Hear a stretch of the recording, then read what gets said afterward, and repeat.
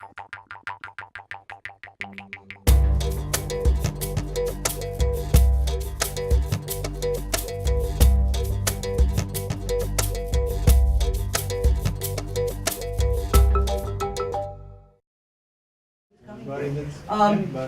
So everybody knows who I am. I'm Laurel Robinson, the head of the Visual Arts Department. Welcome to the annual faculty exhibition.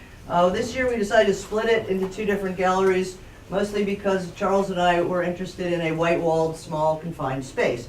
So this is my work and Charles Wells. He's right at your feet. At your feet. Charles Wells, he's right there. And so I'm responsible for the two-dimensional flat work that's on the wall, and Charles is responsible for the three-dimensional glass objects and ladders and boingy things that are flying off stuff. So we're lucky enough to have a good friend who also acts as a collaborator in most of the madness that goes on in my world of conceptual thinking and working at a summer camp. And this is my friend Dan Rosenberg, who I will more officially introduce in a minute. And he helped collaborate some of the ideas that are going on in the show. So I wanted to just tell you a little bit about what we're going to do. Dan's going to tell some stories here, and then we'll look around the gallery a little bit, and then we're going to maneuver over to the gallery in the library, where the work of Tanya Hughes and Keaton Wynn and Ralph Harvey is over in the library, and Dan will tell a few more stories over there. So we'll sort of end over there, and any questions that anyone has along the way, we're all game to help you out. So thank you for coming. I appreciate some of the Macon folks that came down. Appreciate you driving down. So the work in the gallery is something that Charles and I have been playing around with for a while in terms of collaboration, and it's sort of the notion of how to make an idea like something concrete. And ideas are sort of these floating around things that we don't necessarily think of as objects. So I've been sort of drawing objects for a while as ideas, and then Charles sort of liked the idea that I was making ideas, and so we've been sort of collaborating on like these glass ideas intermingled with these two-dimensional ideas. So the basic concept of the whole thing is that how ideas flow around in the world, I think there's this notion when you're a scholar and you're writing PhD dissertations that you footnote everything and you show cause and effect. And the feeling is that there's like linear flow to how ideas move around the world. And I don't think that's ever been the case. I think that people talk to each other and there's all manners of flow of all kinds of impact of ideas all over the place. So I was thinking about this year of putting ideas in a different format and started thinking about punctuation, and so punctuation became what I was actually kind of interested in. So I read about punctuation, and I loved the word that defined it, which was disambiguation. So it makes something not ambiguous. So I think most students and people don't pay much attention to punctuation at all, but it's fairly important when you're moving an oral sentence to a written sentence, is that it cleans up the meaning. So I started thinking about commas and putting them in a gallery thing, in a way that the narrative, you feel that there is a narrative, but there is no narrative. Okay, because the paintings, there's no continuous narrative going on. But the funny kind of thing is you think so because the setup is making you think so. So then Charles got involved in more of the dialogue from the show we did last year, and so he started taking my ideas and making them glass, and then I would take his ideas and put them in the paintings. So again, it was about the flow of ideas. The blue symbols were like another kind of thought when I was talking to Dan, and then I'm going to turn it over to Dan. So the punctuation in English disambiguates, clarifies meaning. In Hebrew, what sometimes happens with scripture, which didn't have punctuation, and neither did English originally, but didn't in Hebrew at all, there are these other little kind of funny marks all over the place, and they tell the chanter how to sing the scriptural piece, which is adding meaning by the way the melodies work. And so each one of these little symbols is a musical phrase that is learned, and so I really love the idea that we could chant the gallery. Like, I think no one chants gallery, so I really like that idea. So Dan picked the particular verse that was about, I said, hey Dan, find me a verse that's something that's talking about ideas moving around in the world, and I'll let him sort of talk a little bit more about that. Yeah. So without further ado, I'd like to introduce to you my friend, Rabbi Dan Rosenberg. He is a rabbi originally from Rochester, New York. He was ordained in New York at the Jewish Theological Seminary. He is working on his PhD in, I'll let him at some point tell you all about his PhD dissertation at NYU, and he's presently an educator in Chicago. So, and what he does in the world that's really like amazing is he's a brilliantly wonderful storyteller. So he was here in 2008 for the faculty show, and everyone really liked it, and so I invited him back. So please warmly welcome my friend Rabbi Dan Rosenberg.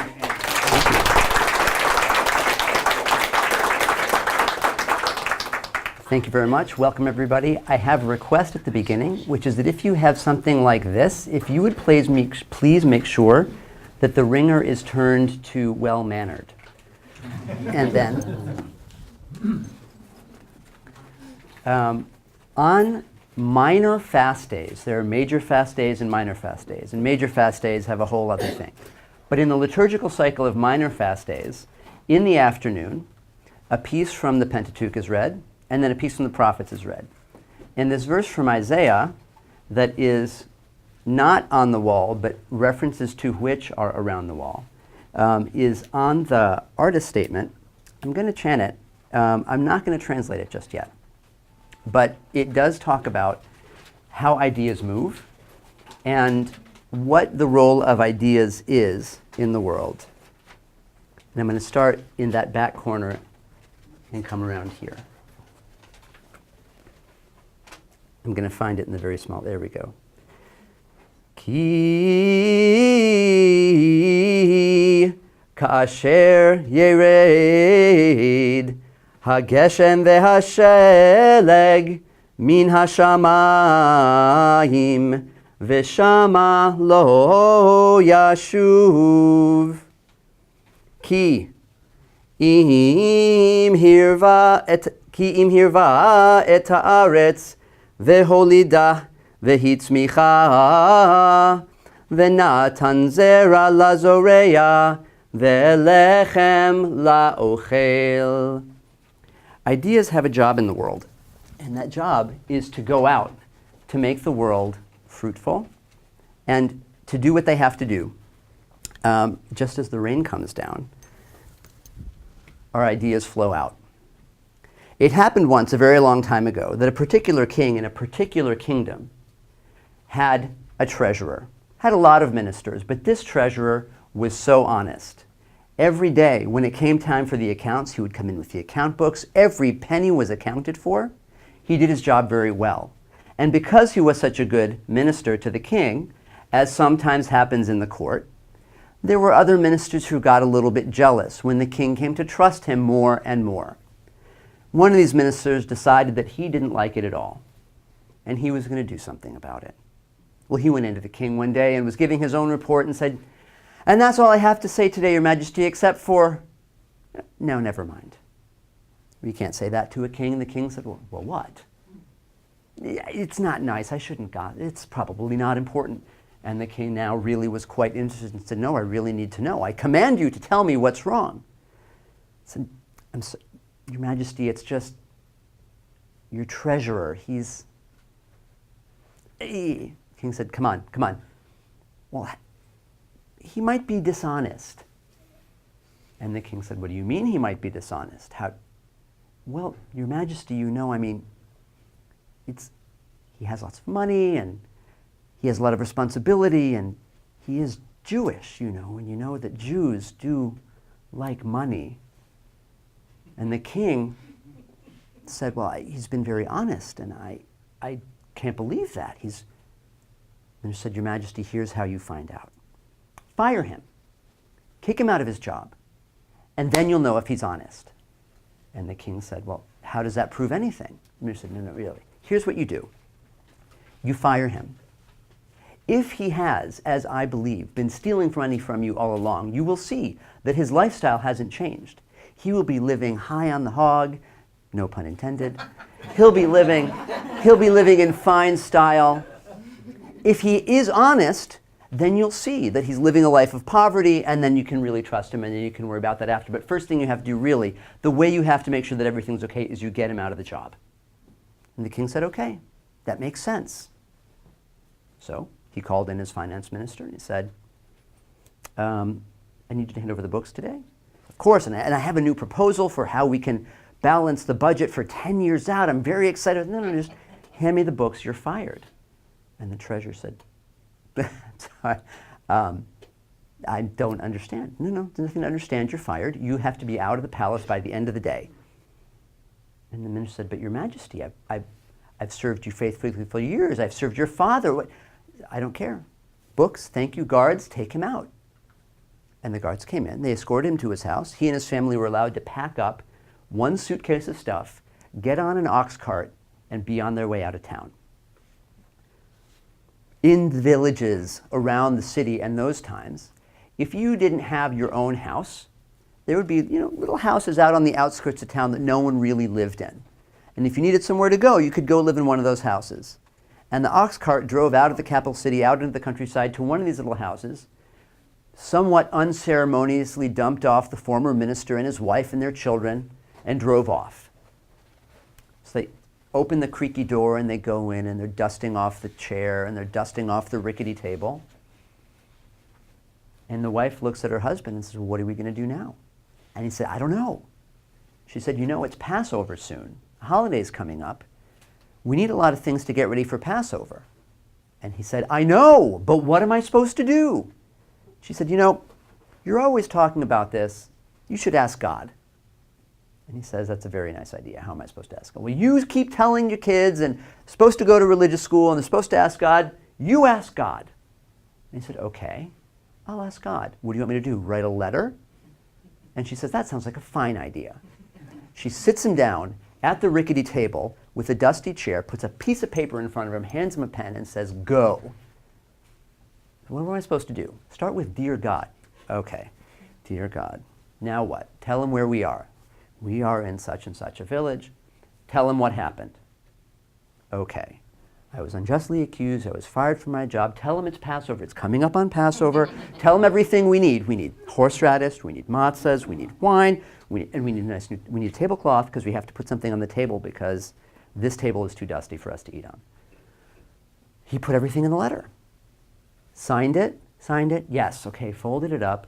Says to his knife. Says to his wife, now what? Come on. She takes him outside. They go up. She reaches up under the eaves of the house and pulls down a pigeon. Takes a piece of thread, wraps it around the pigeon's leg and the letter, folds it up. And the pigeon flew off. And she said, there you go. Now let's go clean up the house. And they went inside and started cleaning. Now that pigeon left that kingdom. It flew over kingdoms, it flew over lakes, it flew over rivers, it flew over lots and lots and lots of trees until it got to the city that was the capital city of the emperor. And if you don't know what an emperor is the king over all the kings, is the king in charge of all the kings. And the emperor was sitting, having his breakfast, kind of out on the veranda, and this pigeon sort of comes in and lands on the railing next to him, and he sees there's something tied to its leg. So he reaches out, grabs the pigeon, unwraps the thing from its leg, and reads it. Now, whatever it is that one's religious belief happens to be, this letter was quite something, the emperor thought. Someone trusted so much that they wrote a letter and stuck it to a pigeon's foot and sent it to God. He said, that is amazing. This deserves to be rewarded. And he called in his chamberlain, and he brought his chamberlain and said, I want you to see everything in this letter. Everything they ask for in this letter, I want you to pack it up. As big boxes as it takes, and I want you to send it to this address, and I want you to bring that letter back when you're done, because that letter is such a beautiful thing. I want to keep that with me always. So the chamberlain went out, went down everything on the list that they needed to get ready for the holiday. Tablecloths, napkins, plates, a silver kiddush cup, glasses for wine, silverware, not to mention the matzahs, the wine for the holiday. She didn't put any meat in there because they didn't have any dry ice at that time. But they did put in a little coupon so they could go over to the butcher in their own neighborhood, which was happier for everybody. And packed it all into 2 big trunks. Had them put the trunks on the wagon and deliver it. He took that letter and he put it in his pocket because he was so excited about that. To know that he had subjects who were so faithful. Well, the wagons drove all that day and all through the night, and they reached the village a little bit before dawn. If you've ever known anyone who's in the trucking business, they got things to do. They unloaded the boxes, stuck them right in front of the house. There was no one to sign for them. They didn't want to wake anybody up. It was bad customer service, and they just drove off. So in the morning, when the treasurer's family went to open the door. It was one of those places where the doors open out. They went to open the door and they couldn't open the door. So the treasurer stuck his head out the window and he saw these big boxes. And he climbed out the window and went and he looked. Now the emperor, had taken a letter, stuck that in his pocket, but he wrote a note back and said, "Here is everything you asked for." And he took his signet ring and he sealed it into the wax on the letter and stuck it on top of one of the boxes. Well, the treasurer saw that there were these big boxes, big enough to put a person in, I would add, and a thing stuck on the top, and he did not want to touch it. He went and he spoke to his wife and he said, "We're in enough trouble already. There are these boxes. They could be coffins. I have no idea. What should I do?" She said, "Go get the sheriff." So he went to the sheriff's office and he explained to the sheriff. The sheriff came, took the letter, broke the wax on the seal, handed the guy the ring, opened it up. "This is everything did you order anything? Are you expecting a delivery?" He said, "I don't know." He took a pry bar and opened up one of the boxes. "Well, looks like you got some household goods. Looks fine to me." Opened up the other box, plates, dishes, food, stuff, off you go. And the sheriff went back to the office. So the minister and his wife and his children opened up the boxes, unpacked everything. There was everything they were going to need for the holiday. They were not going to have to spend the holiday in poverty. They were going to be able to celebrate the way they really wanted to. And they started putting everything out and getting clean and getting ready for the holiday coming up. As sometimes happens, when there's someone that you don't like, when there's someone that one doesn't like, I wouldn't wish it on any of you, who gets into a bad way, people have an unfortunate inclination to want to gloat. And the minister, back in the palace, wanted to see how much the treasurer was suffering. So he got on his horse and he rode out to that village. And he was so excited to see the treasurer in abject poverty, suffering because he knew the holiday was coming up. And he rode up and he looked in the window and he didn't see crying children. He didn't see the minister with his head in his hands on a dusty table. He saw a beautiful linen tablecloth and nice porcelain dishes and silverware and crystal glasses. And he thought, it's true. He really was stealing. Even though he made it up, he suddenly became convinced. He rode back to the palace as fast as he could. He ran into the throne room. "Your Majesty, you have to come with me." Stuffed him into a carriage. And they went out to the village with a trail of guards riding behind them. When they got to the village and they got to the house, they pulled up next to the window and said, "You see, Your Majesty, you see? He was stealing from you all along." The king got out of the carriage, smushed the door open, walked into the house and said, "You've stolen all this." And the minister says, No. "Where did you get all this then?" "Well, it came from God." And the king said, "No, you stole all this." Had the guards grab the minister, grab his wife, grab their children, take everything in the house. He even took the ring, if he can get it off his hand, off of the minister's hand that had come in the mail, put it on his own hand, taken to prison. So they took the whole family to prison.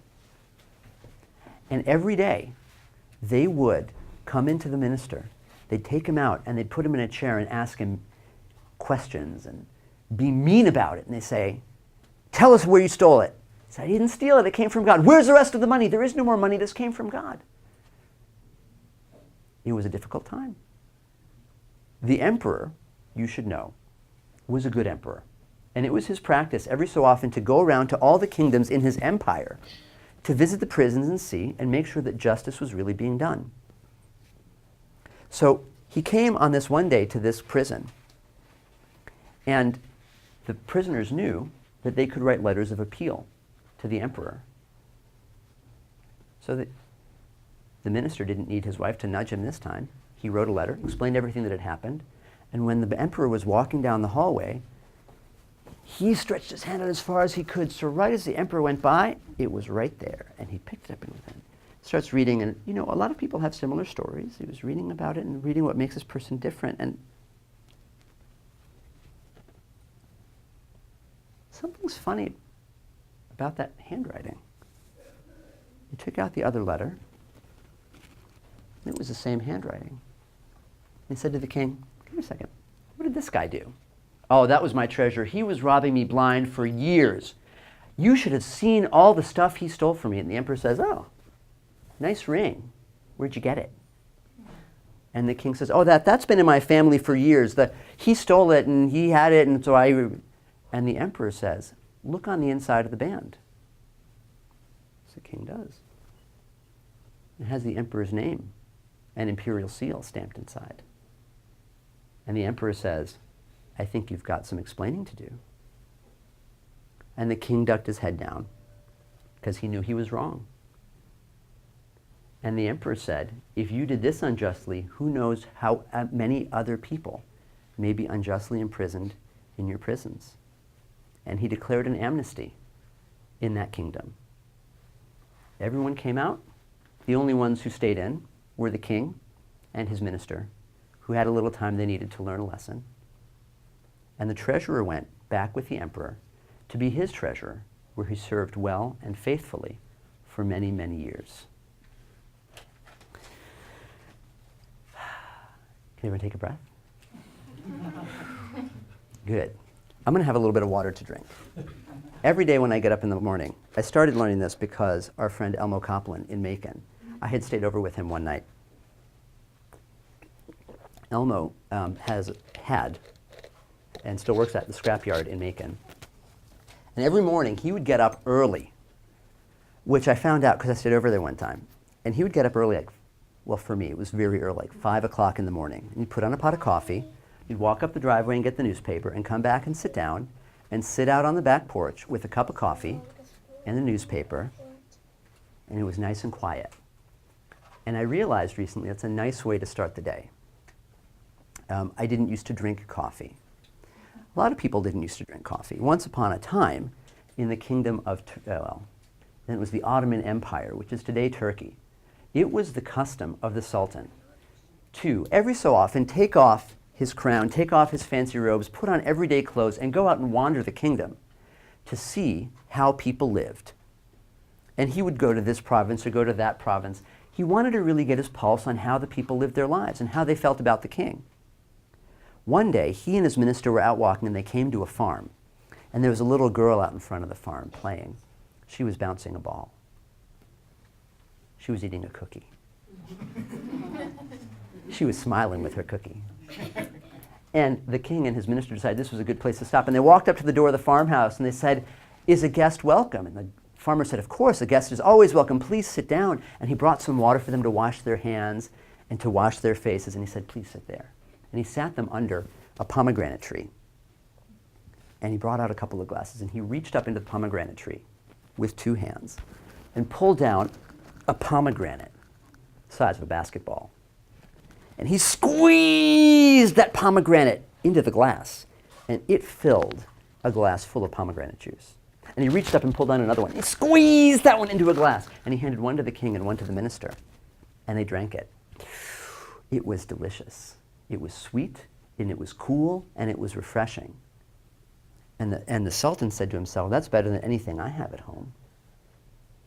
And he said to the farmer, if you please, may we come back and visit you another time? And the farmer said, of course, guests are always welcome. And the Sultan and his minister went back to Constantinople. They had things to do at court, but when the next time came and they had a chance to go out on their tour, they wanted to go right back to that place. And they went back. It was a drought that year, and they went back to the farmhouse, and they went up and they knocked. No one was playing out front. They went and they knocked on the door, and the farmer said, yeah? Well, the Sultan said, our guest's welcome. He said, yeah, go sit down. I'll be with you in a minute. He brought them some water. They washed their hands, and the Sultan's sitting there. He's all excited because he's waiting for the pomegranate juice. And the farmer comes out with a couple of glasses, sits them down, reaches up into the tree, pulls down a pomegranate the size of an apple or so, and pulls down another one, squeezes it into the cup. Takes 4 pomegranates to get that much juice, and he hands one to the Sultan, he hands one to his minister. Okay, the service is not quite as good as it was the last time, but he's very excited, and he goes to drink it. It's not the same. It doesn't taste as good. And the Sultan said to the farmer, I don't mean to be rude, but my friend and I were here last year or so, and it seems like the juice tastes different. Oh, that was the wrong thing to say to the farmer. He got so upset. There's been a drought, and the taxes are high, and I don't know how I'm going to make ends meet, and I might have to sell the farm, and I don't have anything else I can do. And the Sultan said, hold on. I can't do anything about the drought. I can't do much about the taxes. Didn't want to blow his cover. But if you ever have to leave your farm, you can come find me. I live in the city, and I'll help you find work. And the farmer said, okay, that's fine. And he said, can you read? The farmer said, I can't read. Well, he wrote his name on a piece of paper and his address, the Sultan did, and he handed it to the farmer. He said, if you ever need anything, you come to Constantinople, you come to the city, ask anyone to find me, and they'll help you find me. Fine, he stuffed it in his pocket. Well, the year continued to be pretty bad, and he did have to sell the farm, and he had to move his family to Istanbul, to Constantinople, excuse me. Constantinople, not Istanbul. Thank you. Moved to the city, and when he got to the city, it's a big city. Well, got to find that guy. Took it out of the pocket, went to the first guard he could find and said, excuse me, can you read? You can't? Can you tell me where there's someone who can read, because I have to find somebody? Can your daddy read? Okay. Can you tell me how to find this person? Sure. Where do I find him? 2 blocks. So he walked 2 blocks that way until he got to the next person and said, excuse me, can you tell me how to find that person? Yeah, sure. Okay, how do I get there? 2 blocks back the way you said. That is a different city. That is Chelm, not Constantinople. Well, he found his way, and everyone was actually very helpful in that city, and they got him, and he got closer to the palace. He said, wow, my friend must be very important. He works in the palace. And he walked right in the palace, and they sent him into the throne room. He said, wow, my friend's very important. Got into the throne room, and he's sort of looking around, and there's a council going on of the Sultan and all the ministers, and the Sultan looks up, and he says, my friend! And the farmer says, Your Majesty, yes, so sorry, I won't bother you. He said, no, it's fine. I'm just finishing a council. I'll be over there. Have a seat, get him something to drink, I'll be right with him. Now, the farmer had grown up on a farm his whole life. He grew up on a pomegranate farm, and he was used to drinking pomegranate juice, which was cool and sweet and refreshing. This was Constantinople. It was the capital of the Ottoman Empire, what is now Turkey, and they drank coffee. And they brought him a cup of Turkish coffee. If you've never not had Turkish coffee is served in very small cups. It is very bitter. It is served boiling hot. And at the bottom of the cup, they leave the coffee grounds. Surprise. So the farmer thought, oh, nice, something to drink. And he grabbed it and tossed it back. And it burned the whole roof of his mouth. And it was bitter. And there was a stuff in the bottom of the cup. But he's in the palace. And there's nowhere to spit it out. Ugh. That is the most disgusting hospitality I have ever had in my life, he said to himself. Fine way they treat people in the capital. The Sultan finished his meeting, came over, said, how are things going? Great, yeah.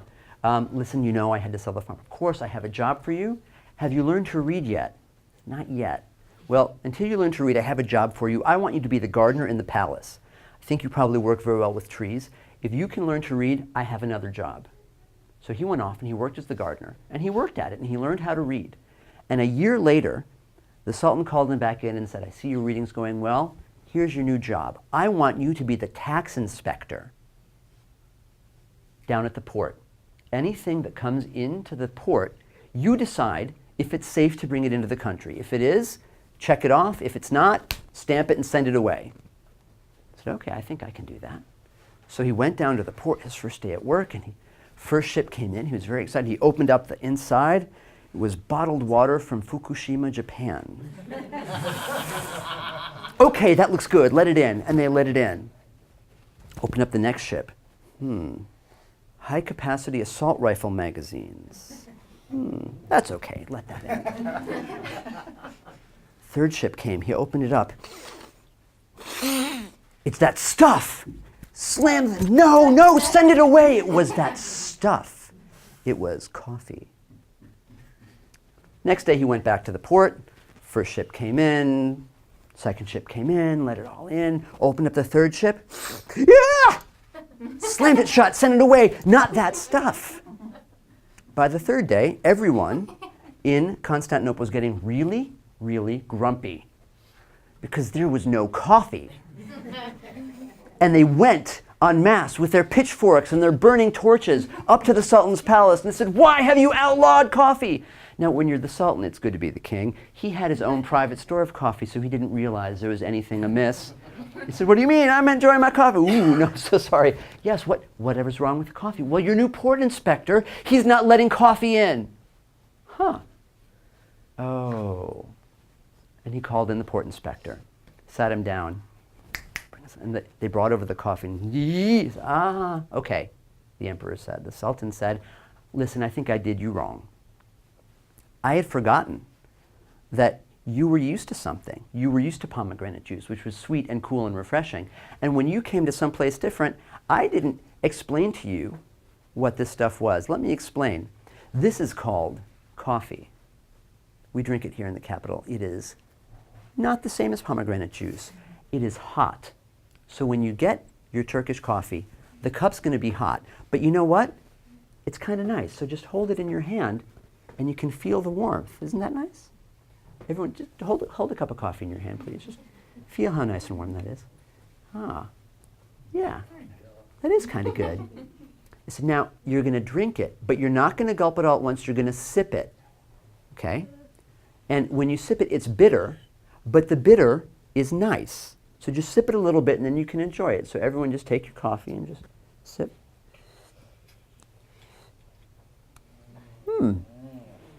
And because he was sipping it, he didn't burn his mouth. And it was bitter, but it was good.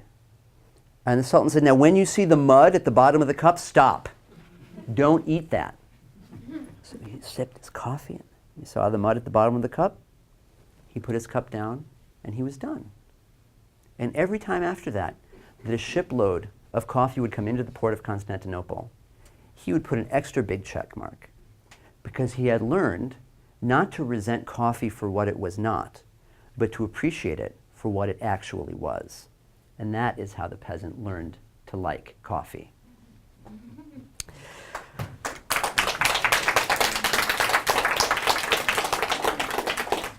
I'd like to share with you one more story, which is a shorter story. We're going to have some time to... Short. I scarcely do tall tales now, do I? A very long time ago, it is widely known, or was widely known in the ancient world, that King Solomon was the wisest of kings. He could speak all 70 languages that were known to humans on the world. He could speak with every animal, bird, and fish. He could even speak to the demons and get them to do his will. His minister, who could do everything, not like the way King Solomon could, but anything he needed done, was Benaiah. Benaiah was his minister, and if he needed a task done, if he needed a province captured, if he needed a rare animal brought back for his menagerie, Benaiah would do it. So he said one day, I'm sorry, I'm going to go back a little bit. The other ministers, you might sense a theme here, got a little bit jealous of Benaiah. Benaiah this, Benaiah that, Benaiah's the king's favorite, blah, blah, blah. We're going to fix Benaiah.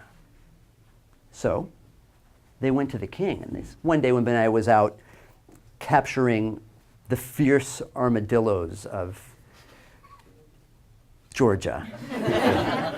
I was going to trying to maybe Tipton, maybe Valdosta, but Georgia in general, the armadillos are known, and in the ancient world in particular, they were quite large. He was out capturing something, and the other ministers came to Solomon and said, "Your Majesty, you are the greatest king in the whole world." And he said, "Yes, I am."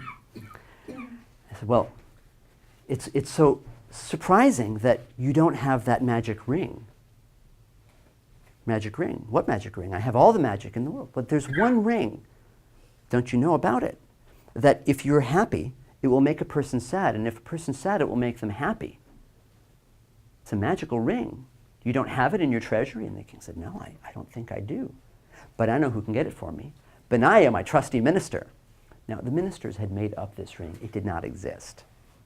But they figured if they gave Benaiah a task that he couldn't do, then he would lose favor with the king, and that would be that. So he called Benaiah in. "Benaiah, please, I've heard that there's a magic ring to be found somewhere. It may be in my kingdom, it may be not, that will make the wearer sad when he is happy and happy when he is sad. Find me this ring." Benaiah said, yes, your majesty, and off he went.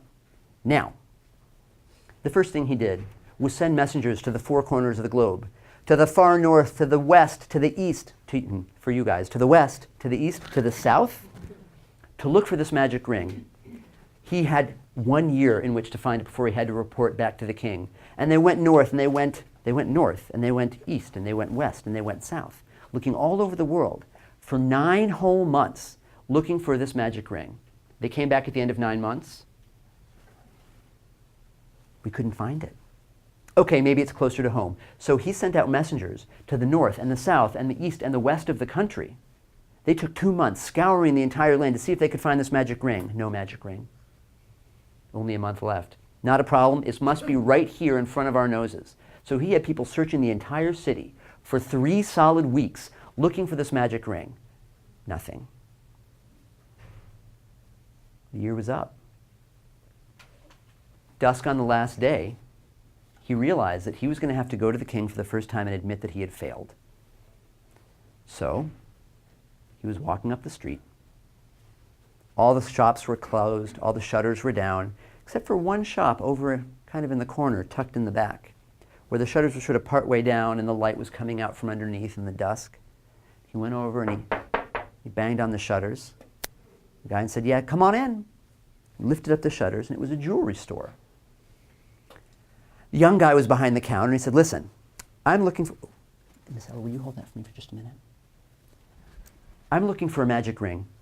It makes the wearer sad when he is happy and happy when he was sad. I know you've never heard of this ring. No one in the country, no one in the world has heard of this ring. Do you know where this ring is? And the guy said, not a bit. Never heard of that ring, can't tell you anything about it. Sorry. So Benaiah went to turn around to head up to the palace to admit he'd failed. So wait a second though, my grandpa's in back, and he's been in jewelry since he was a kid. Maybe he'll know about this ring. Come on back. And they went into the back room, and his grandfather was sitting in the chair with a blanket and a bowl of soup. He was just enjoying his quiet evening. He said, Grandpa! What? What?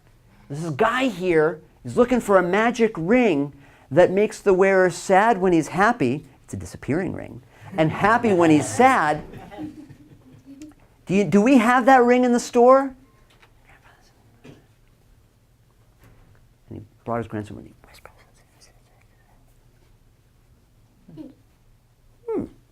And the grandson ran out front and was rooting through bins and pulled out a tray of plain rings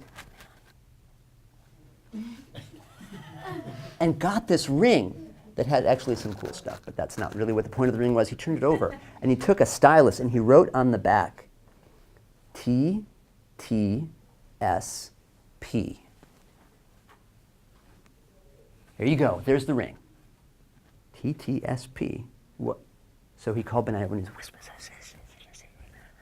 And Benaiah's looking at him and said, thank you.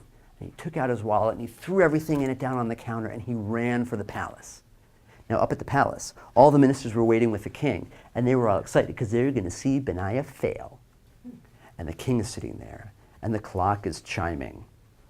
Your Majesty, your minister Benaiah has arrived. And Benaiah comes in and says, and all the ministers see him. They're all excited because he's going to fail.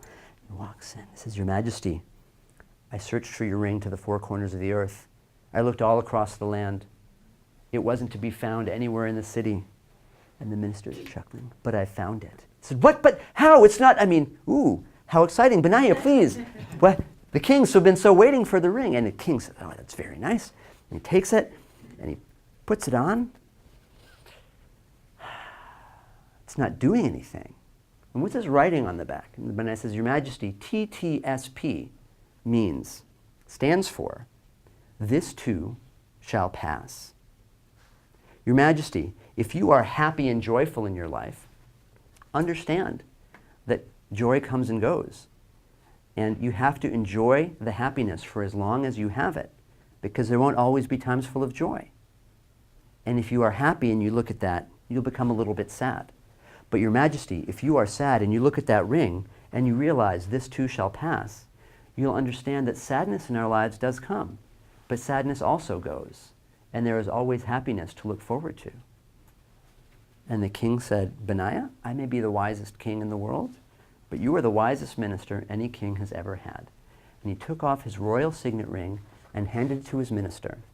And Benaiah was thereafter the undisputed chief minister, and the other ministers learned to get along.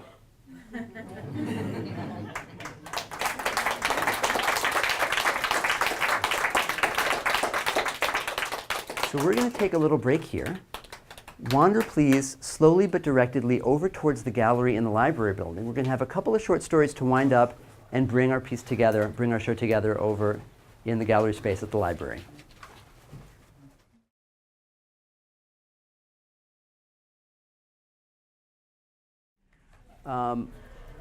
I just want to wind up with 2 short stories and a middle-length story. I am a rabbi, and I do need to note that today is Holocaust Remembrance Day. During the Holocaust, particularly between 1941 and 1945, the Nazi German government systematically tried to kill all of the Jews of Europe, the Gypsies in Europe, the Romani, homosexuals, and threw in a whole big mix of political undesirables in that. All told, murdering 11 million people over the course of those years.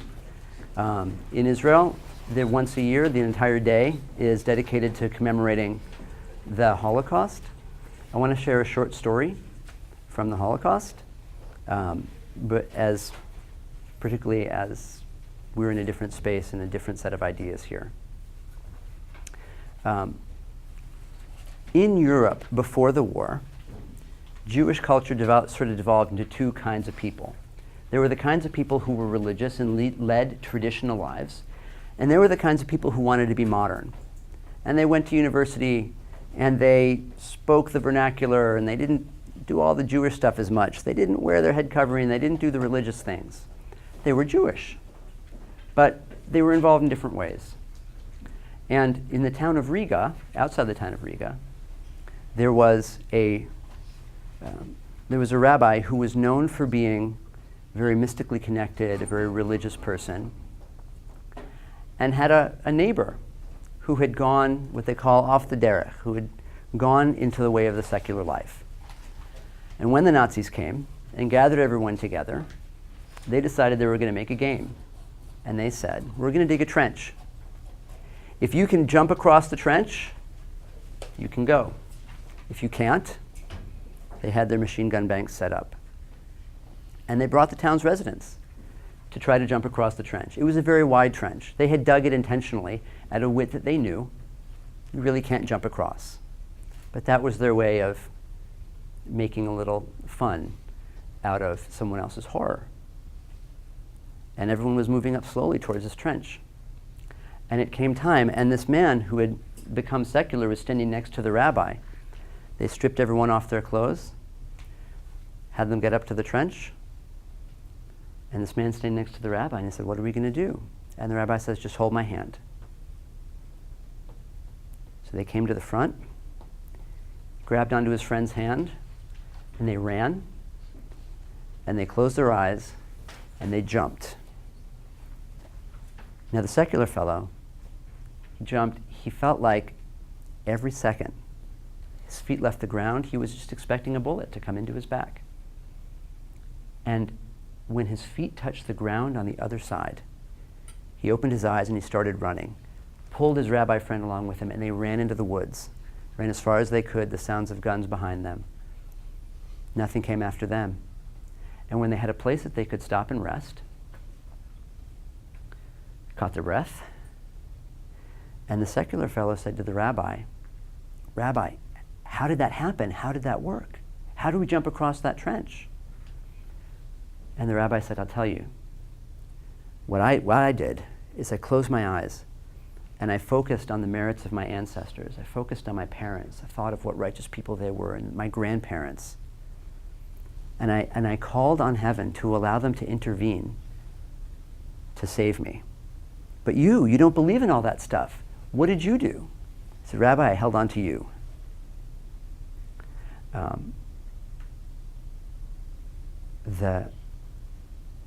There's a lot of conversation when you go to places that are Holocaust museums. not only about the people who perpetrate, but also about the people who stand by. And on the third side, there are those people who hold on and pull us forward, or people who we can hold on to help us to survive difficult times. So, in this case, he had someone to hold on to. It happened in the town of Kalo. Everybody knew that Rabbi Isaac of Kalo was a very holy man. This is in the early 1800s. It was a generation or so after the Baal Shem Tov, who was a well-known mystical rabbi. Rabbi Isaac of Kalo, it was said, when he got up to recite the Friday evening prayers, the beginning of the Sabbath, and the Kabbalistic worship that was put into place in the 1600s, he would call the presence of heaven down into the synagogue. Angels, it was said, would come and sing in the synagogue. And there were two young fellows from a town a little ways away that decided that they wanted to go and they wanted to spend the Friday evening service in the synagogue at Kalo. So they asked the rabbi and they got permission and off they went. And they got to Kalo on Friday afternoon. They found a place to stay and they got changed and they got ready and they went over to the synagogue and it was packed. Packed. The rabbi was sitting in his chair up in the middle and everyone's sitting there watching. It's time to start. But the rabbi was just sitting on his chair. And they start mumbling to each other, what's going on? Something's happening. It's starting. The rabbi's sitting on his chair. All of a sudden, the rabbi gets up, turns around, walks to the back, flings open the door, and standing there in the doorway is a couple. A young man and a young woman, dressed in exotic clothes. He's got on sort of a long robe. She's wearing a scarf around her head. They're not from Kalo.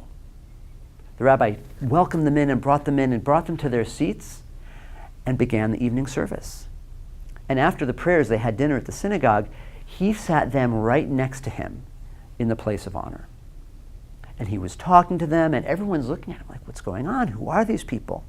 These two young men were talking to themselves. This is very strange. They're asking people around them, is you normally do this? No, we've never seen this before. We don't know who these people are. And he stands up in the middle of the dinner and says, listen, everybody, I want you to know this young man and this young woman have come from a very long way to join us. And they've asked me to do something for them. They've asked me to perform their wedding here tonight. And a big mumble starts going through the synagogue because you don't do weddings on the Sabbath. It's a time of resting from everything. They don't do weddings on the Sabbath. What is he talking about? I'm going to do their wedding tonight. We're going to do it right here. You will be the witnesses. But before I can perform this wedding, I need the consent, the agreement of every single person here. If you agree, I can perform this wedding here tonight for this man and this woman. Do you agree? And he looked around, and these two young men were sitting there. This was highly irregular. They didn't do this back where they came from. And they said, well, this is not right. It's not supposed to do this. So when the rabbi kind of looked over to them, they sort of ducked their heads and they didn't say anything. Got very quiet, and they looked up. And the man was gone, and the woman was gone, and the rabbi was sort of sitting in his chair, slumped. He says, do you realize what just happened?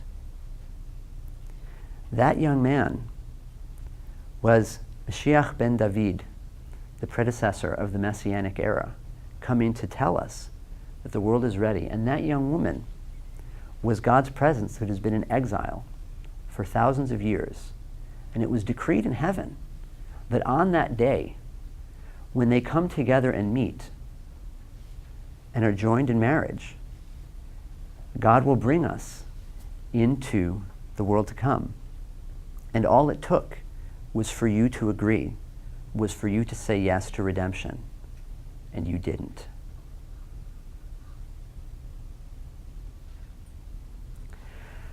In a small town in Poland, called, well, I'll leave it as a small town in Poland, because we want the rabbi to be a nice guy in this one. There was a man and a woman. They had 9 children. They lived in a small house. It was loud in that house. If it wasn't one thing, it was something else. If it wasn't this one knocking over the bowl of oatmeal, it was these two getting in a fight. It was all one room. They slept 3 to a bed. It was crowded. It was noisy. And the woman couldn't stand it. She went to the rabbi and said, Rabbi, my kids are driving me crazy. My husband's in my stuff all the time. There's no room. We're going nuts. We have to do something. And the rabbi says, no, it's okay. It's okay. It'll be fine. I know what you have to do. Tell me, do you have chickens? I said, yeah, of course we have chickens. How do we get eggs? Great. How many chickens do you have? We have 3 chickens. Good. Go home. Get the chickens out of the yard. Bring them into the house. I said, Rabbi, why is that going to... Just go out, get the chickens, bring them in the house. She trusted the rabbi. She went home, got the 3 chickens, brought them in the house. So now, at dinner time, there was these 2 fighting and this one knocking over and the chickens flying all over the place and feathers. And she couldn't take it. She went back to the rabbi and said, Rabbi, it's worse. She said, is it? The rabbi said, is it? Good. Okay, not to worry. Here's what we got to do. Do you have a cat? Yes, Rabbi, we have a cat. Good. Go bring the cat into the house. And do you have a dog? No, we don't. We'll get one from the neighbor. Bring the dog and the cat together into the house. Just do it. So she went home. She got the cat, which was busy killing birds in the yard, and got the neighbor's dog and brought them into the house, sat everyone down for dinner. And these 2 were fighting, and this was knocking over. The chickens were and the cat was chasing the chickens, and the dog was chasing the cat, chasing the chickens. And the husband was shouting at everybody, and the woman said, this is crazy. She went back to the rabbi, said, Rabbi, please, it's horrible. We really can't take it anymore. And the rabbi says, not to worry, not to worry. Do you have a cow? She said, no. Yes. Do you have a cow? Yes, Rabbi. We have a cow. Good. Go home. I know. She went home. With a heavy heart, she opened the door to the shed. She led the cow into the house for supper, closed the door. And now, the cow was mooing and stepping on the dog, who was yelping and chasing the cat, and the chickens were all over the place, and the kids, chicken droppings on the kids and the bowls and the food, and she grabbed the chickens, she put them in the stove, she put the dog over here, she put the kids under the table, she put the cow in the corner, she ran to the rabbi and said, I can't take it anymore. The rabbi said, good, go home, take the cow, put the cow back in the shed, take the dog back to the neighbor, put the cat outside and put the chickens in the yard.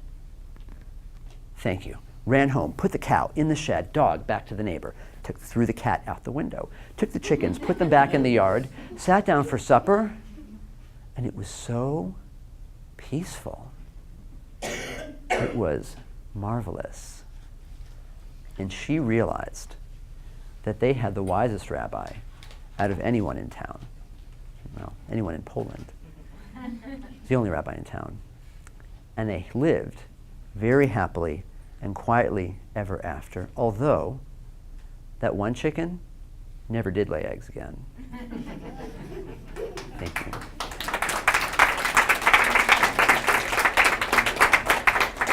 Thank you very much. I have one last thing that I want to ask to do, because beginning and ending and punctuation, we do this. So I chanted for you a verse that was present in part in the other gallery. I would like to offer for you an adjacent verse about ideas. And because I didn't translate before, I will offer this now, translation. And it is in the artist statement, should be over there. But just as the rain and the snow shall fall from the heavens and shall not return there, but rather shall water the earth and cause it to grow and bring forth, and giving seed to grow and bread to those who need to eat. So what I would like to conclude with is the following, just a couple of verses down, if you go to look it up later. Ki v'simcha teitzeyu uvshalom tuvalun heharim vehagivaot yiftzechu lifneichem rina v'cholatzei hasadeh yimchau chaf, which means, may you go forth in joy, and in peace may you bring forth fruitfulness.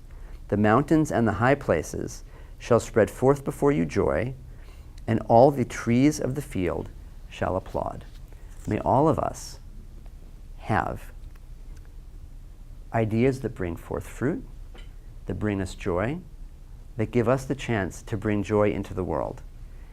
We have great potential and possibility however we punctuate, however we disambiguate.